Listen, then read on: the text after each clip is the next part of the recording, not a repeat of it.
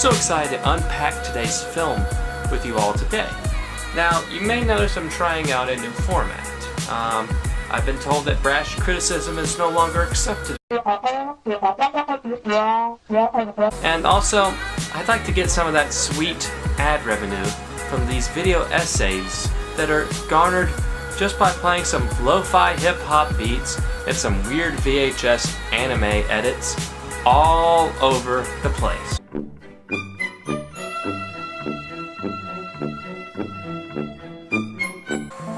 So, as a film buff, I like to marvel at my Blu-ray collection, a Criterion collection if you will, very often. Of course, I never watch any of them, I just I just post updated pictures of them on Twitter, but sometimes I like to gather some of the underrated gems of my collection and put them all in a triangle of sorts, and then take out a sacramental wooden knife and exercise a blood sacrifice, and random films sometimes appear in my room after that. The other night, that film happened to be a DVD, and unfortunately a compilation DVD at that. But however, it did have what I now consider to be one of the greatest movies of all time, and that movie happens to be Manos, The Hands of Fate.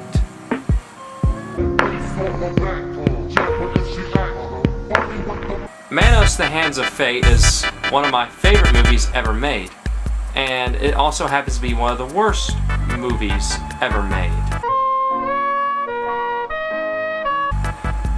You could probably compress Manos, The Hands of Fate into about 20 minutes if you only kept the scenes that kept the movie going forward, but if you did that, you'd miss what compromises about 50% of the movie, and that's just being generous, which is mostly overdramatic reaction shots. I don't know about it. I just don't know. An extended driving sequence.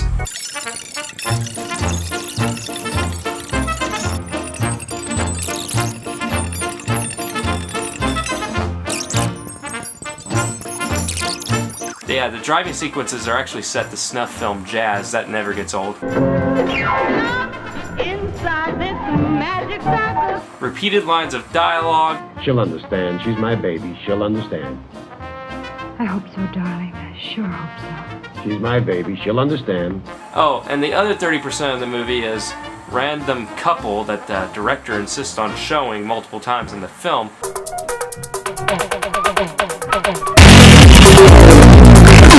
Because at first we assumed the director was the guy making out with the girl, and he was just like, oh, that was a bad take. We might need to try that one more time.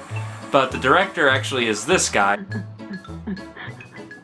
So our movie opens with the mom of the film singing a song. Why don't we sing a song To pass the time, and this song just so happens to be Row, Row Your Boat. Down the stream, merrily, which makes an appearance in Troll 2, which somehow connects the two in some weird, awful cinematic universe. Gently down the stream.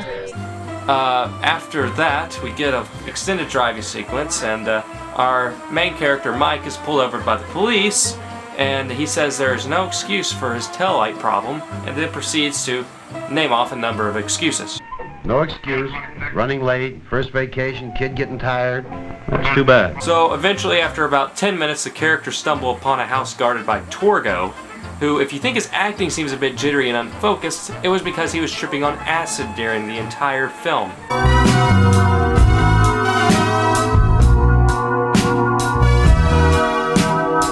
Now, I've never taken acid, but I have gotten a natural high from watching cinema like Pulp Fiction, so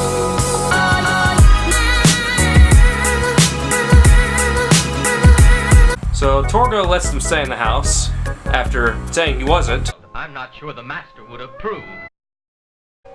Very well. And Michael, the hero of the film, forces the man who clearly has knee problems and is tripping on acid to go get the luggage. Torgo then tells them they cannot stay while simultaneously getting the luggage for them to stay. Must be. You cannot stay. The master would not approve.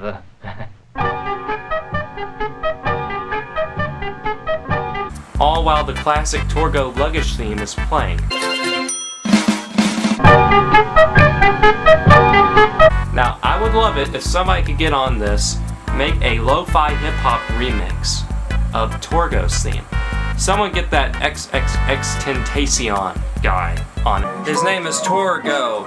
He's the coolest guy in town. If you leave your woman around him, you know he's down to clown. He'll carry your luggage, he'll serve you real good.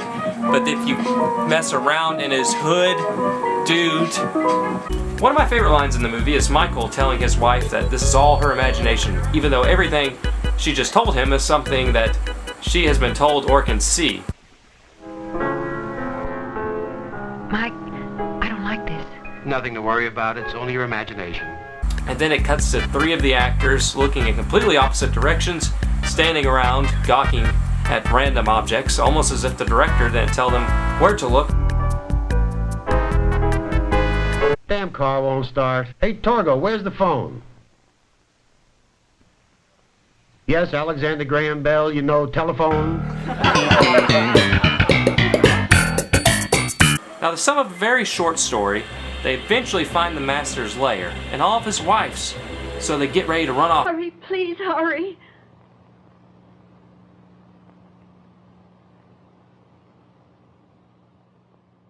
Torgo gently taps Michael in the back with his staff, resulting in Michael being incapacitated for much longer than he should have been from that very small hit. I've always wondered if Torgo is doing a victory dance here for knocking out Michael, or if that's just the actor being the actor. Now, we get a painfully long scene of him trying to tie him up to the post.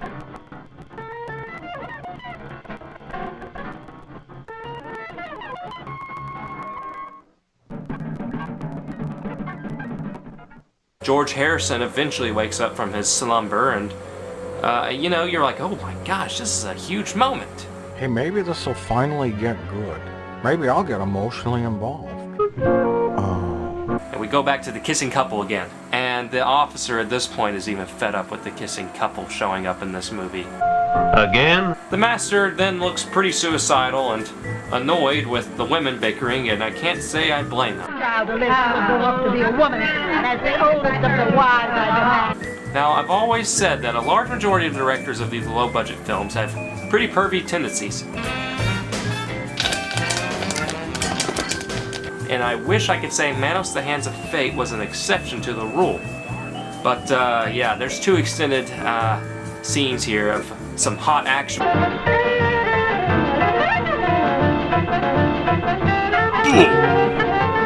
Women in nightgowns that I feel like I need to blur the image to even show you.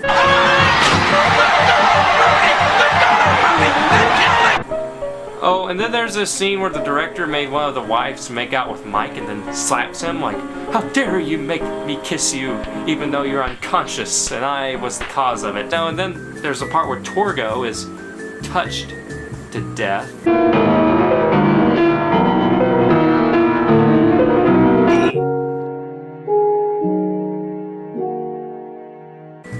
It's a little weird. Now, our lovely family finally heads out and... Longer, please, Mike. We'll hide in the desert. Someone will help. Then the wife falls down once onto the cushy sand and immediately calls it a day. I can't go on. Take Debbie and run. Mike falls down and is surprisingly not capacitated for 5.5 hours this time.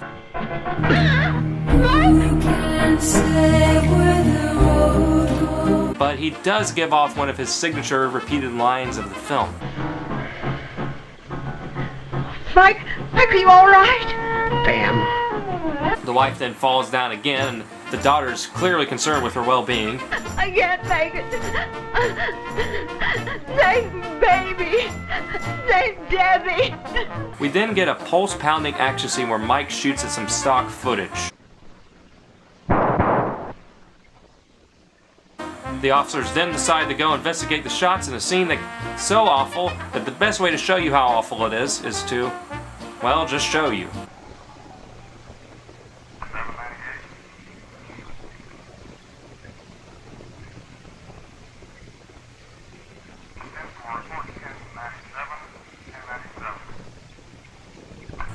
Now, after a very thorough investigation, they drive off to go bust that kissing couple. And then we finally get to the big finish of the movie that has it all. A dog that doesn't want to be there. An out of focus shot. Another out of focus shot. And what's best? An ambiguous ending.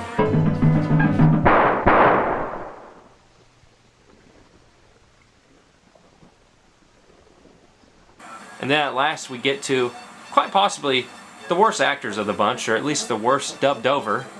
Sure is good to get away. Damn the rain. Vacations are fine, but this one should be great. Vacations are fine, but this one should be great. Yeah, the gang's coming up for the weekend. What a blast. And we get a nice driving sequence in case you haven't had enough of that yet.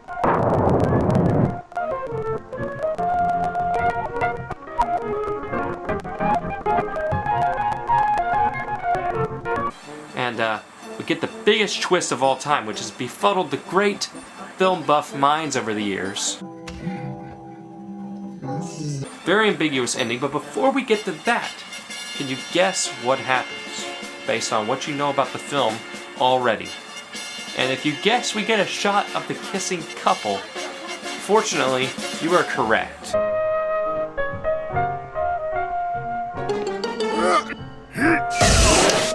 Don't let your kids watch it! Well, then the ending happens.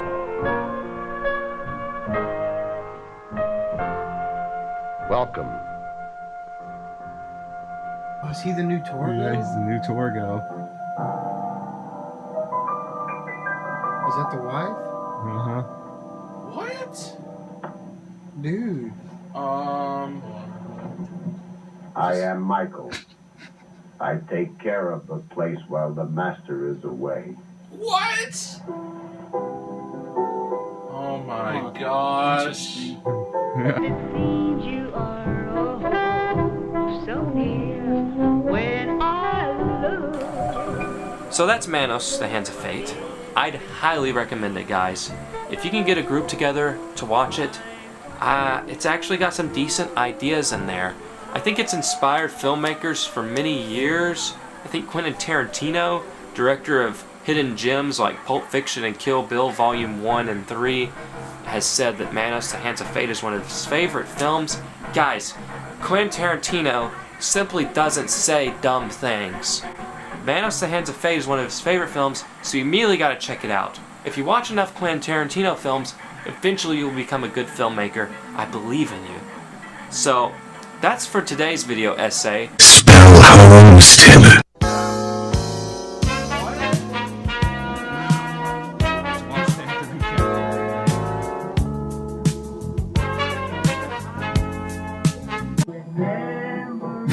He was great with his 3 lines of dialogue, or just cuss words every time.